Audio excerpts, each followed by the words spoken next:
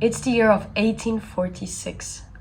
A mathematician sits alone in his office in Paris, convinced that an additional planet exists somewhere within our solar system, yet no one has ever seen it. There is zero physical proof that that planet existed.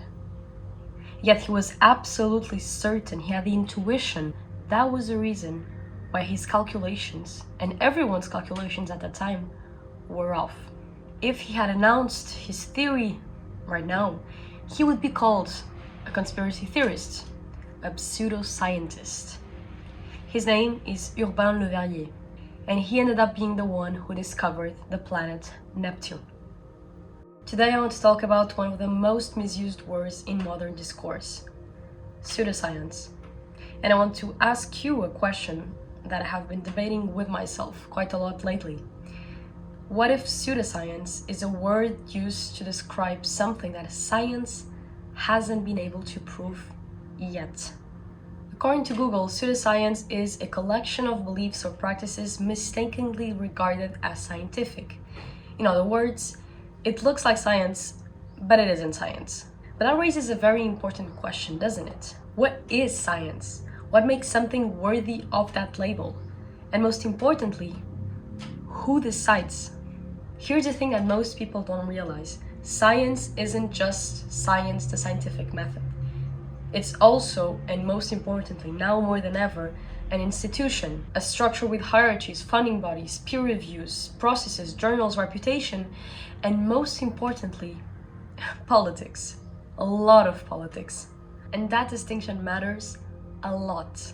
Because when we conflate science, the method, with science, the institution, we start believing that if something isn't accepted by the current scientific establishment, it must be wrong, right? Well, that's exactly what I believed in until I looked at scientific history and everything changed. Science has been around for a while. We're talking Mesopotamia and ancient Egypt, which was about 3,000 or 5,000 years ago. It evolved through Greek natural philosophy, the Islamic Golden Age, ancient Indian and Chinese civilizations, all developing sophisticated systems of understanding the world. But it wasn't until the end of the medieval times, with the House of Wisdom in Baghdad, the founding of the first European universities, that science really started to become its own separate field. Then came the scientific revolution in the 16th and 17th century, when everything changed. We shifted from religious-based views of the natural world to empirical, observation-based ones. Scientists started forming societies, institutions emerged, peer review became a thing, scientific journals appeared.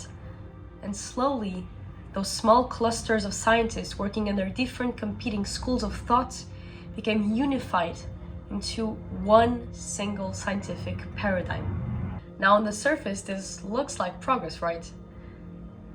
The problem is what always happens when there is one dominant paradigm, one dominant way to see reality.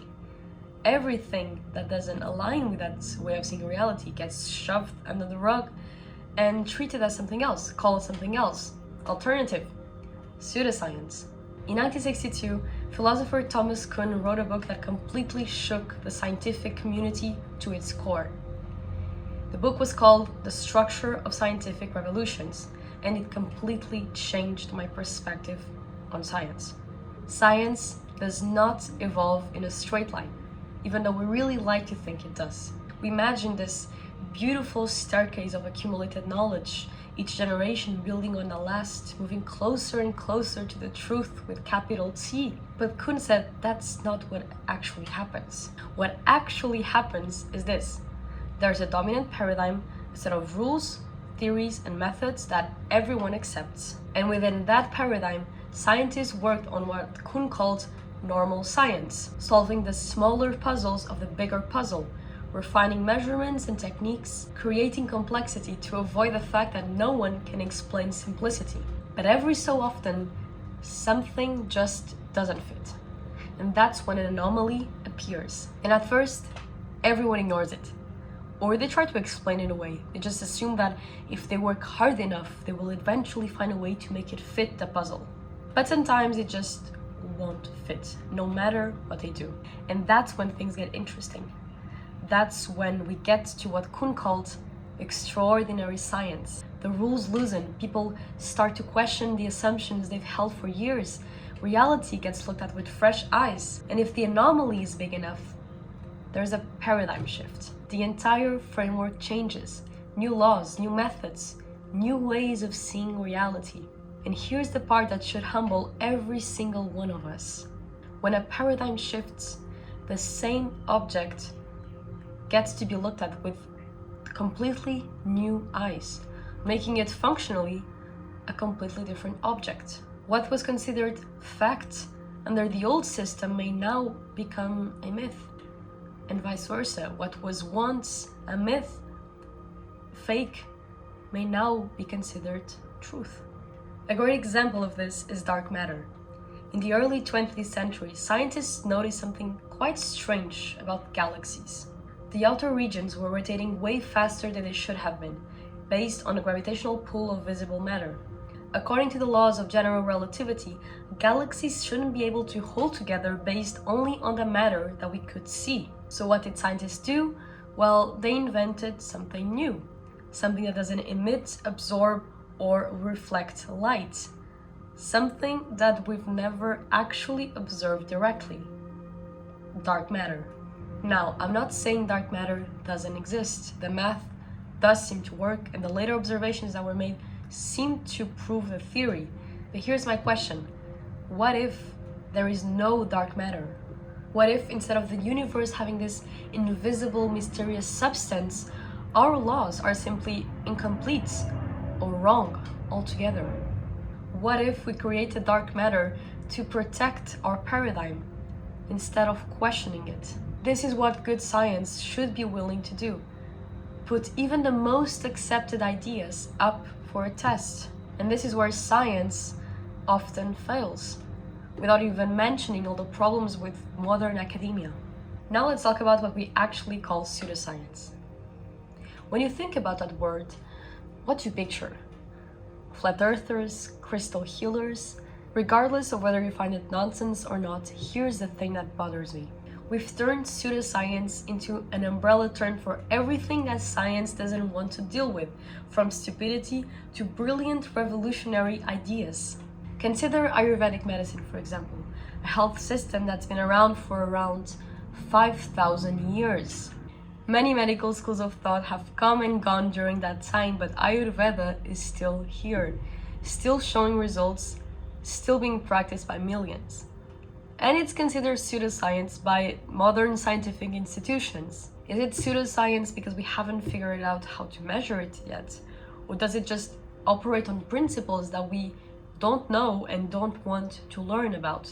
Copernicus was considered a pseudoscientist. He was the first to defend that the Earth orbited the Sun and not the other way around.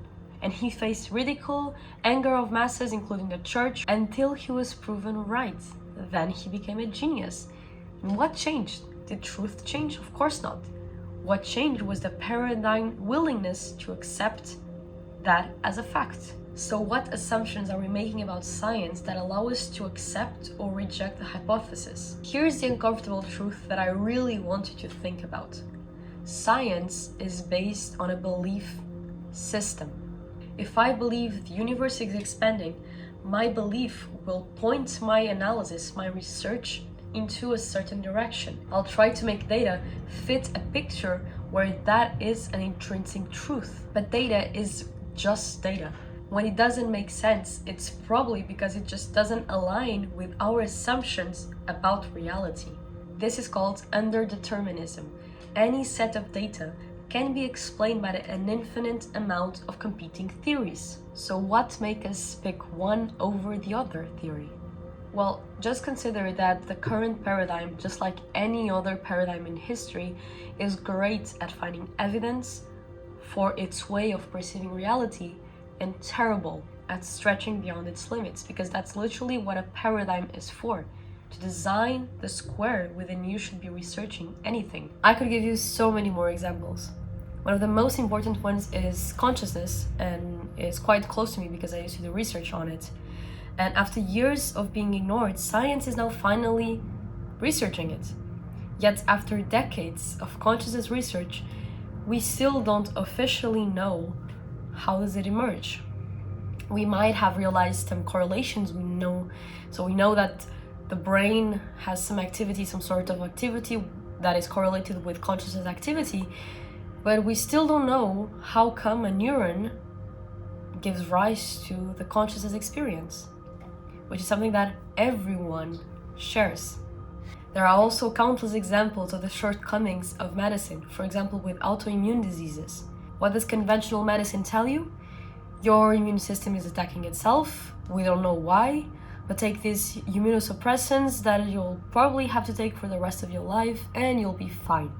Even though there are thousands of people that have reduced, even became symptom-free of their autoimmune disease after changing their diet, paying attention to their gut health, and reducing their stress. The final example is also close to my heart: iridology, the practice of analyzing what's going on in your body through the analysis of your iris. Google it and you'll see it labeled as pseudoscience, debunked, and etc. Yet I'm currently finishing training on it, and I'm fascinated at how systematic, scientific, and replicable it is. We really identify patterns, weaknesses, markers from pregnancy, all just looking at your iris. Is that pseudoscience, or just science that the current paradigm can't measure yet? The question shouldn't be, has this been proven by our methods? The question should rather be, are our methods capable of seeing this? Because if your only paradigm is materialistic reductionism, everything else that doesn't fit that will be seen as wrong and pseudoscientific. I am not anti-science, far from it. I have a master's degree in neuroscience and I've done neuroscience research, but that is precisely why and how I know how limited science can be, prone to the same blind spots, biases, and limitations as any other human institution, despite being seen as the objective study of life. So here's what I'm asking of you. Next time you hear something labeled as pseudoscience, don't just accept that label. Ask, is this genuinely nonsense? Or is this just an idea that challenges our current paradigm? What assumptions am I making that allow me to reject this idea? Who benefits from me rejecting that idea? Looking at history, we know science will change. What is considered a fact today might be fiction tomorrow. I want to end this with a quote from José Saramago. In order to see the island, one must leave the island. Thank you.